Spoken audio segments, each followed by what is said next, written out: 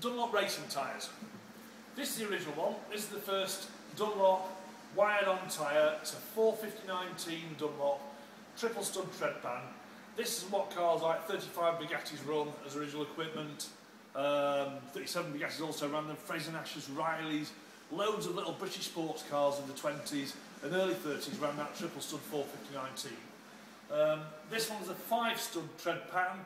This is for the bigger 19-inch tyres. They do a 500, a 600 and a 650/19 in that size. This tread pattern came out in 1936, the 5-stud tread pattern, because the triple stud tread pattern was a loose surface tyre, and by then most roads were tarmac surfaced. This triple stud one has got quite shallow tread depth to it, and it's got blocks in between the big blocks of tread which support them to stop those blocks from twisting around, because the 3-stud tread pattern is inherently not terribly good on tarmac surfaces, which is why they moved on to this one. This is the R1 tread pan, which is a post-war tread pan, but they make this in 18-inch sizes. So this is a 550, 618. Cars like Aston Martins and things fitted this. They do a 718 and a 719 with this tread pan for your big Bentleys and things like that. These tyres are all in the 204 compound.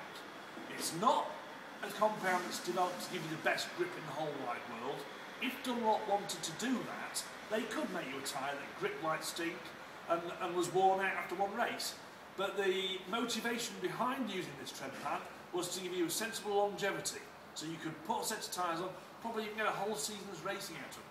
The tread depth of these 5-stud tyres is enormous. They're like 8 or 10 mil tread depth, which is whopping.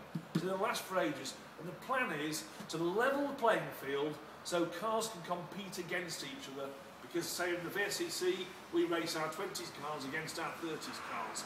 So the 204 compound is a nice progressive tyre. And Dunlop Racing's carcass structure is extremely well suited to sports cars of that period. So that's why the MSA use them as a control tyre, and so they should.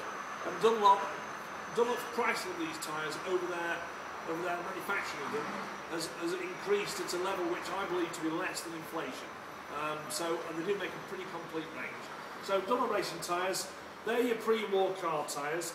This one here is an R5, and this is a post-war car size, but actually a lot of cars these days want to race on 16-inch Dunlop Racing tyres for vintage uses, so that one's available as well. Anyway, any more details? This is pre-war Dunlop Racing tyres. Any more interest, ring Longstone Tyres 01302 711123 or longstone.com.